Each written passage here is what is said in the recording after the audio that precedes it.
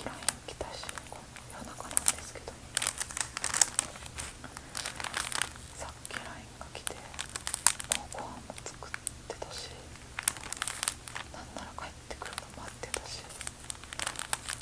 帰ってこないのかーいって思いながら、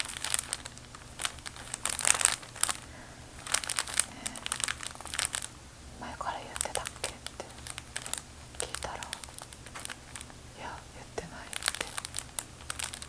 もっと早く言ってくれよって思うんですよね。そしたら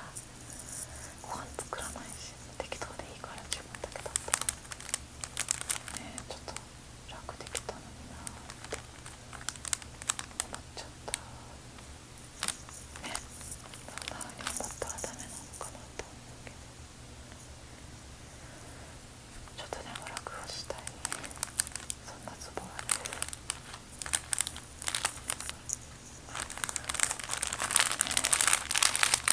そういうことがね、ちょこちょこあるんですよ。本当に聞いてたっけみたいな、忘れてることもあるんですけど、聞いてないこともあったりね、こういうのが喧嘩の種になるんだろうなって思います。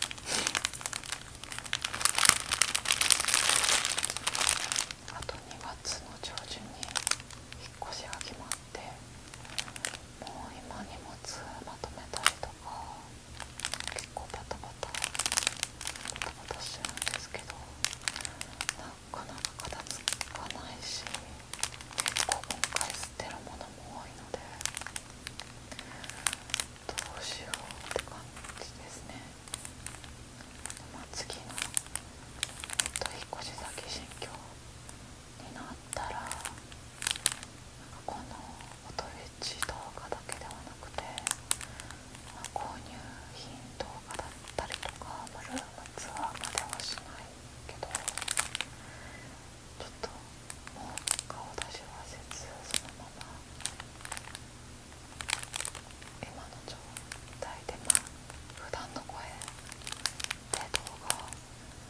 も撮っていこうかなって思ったり思わなかったり、ちょっとまだどうなるかわからないんですけど、そういうのも撮りたいなとか思ったりもしてます。なんかやらないよりはやって後悔する方がいいのかなと思いながら、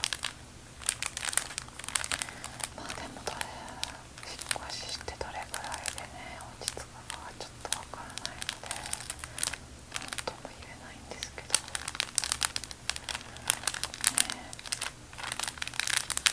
ちなみに今は賃貸のマンションに住んでます。で、次の引っ越しするのが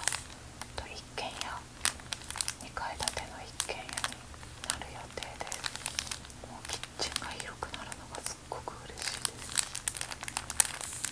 本当は水の音、食器の音とか、そういう生活音の動画を撮ってみたかったんですけど、娘がすごい喋ってきたり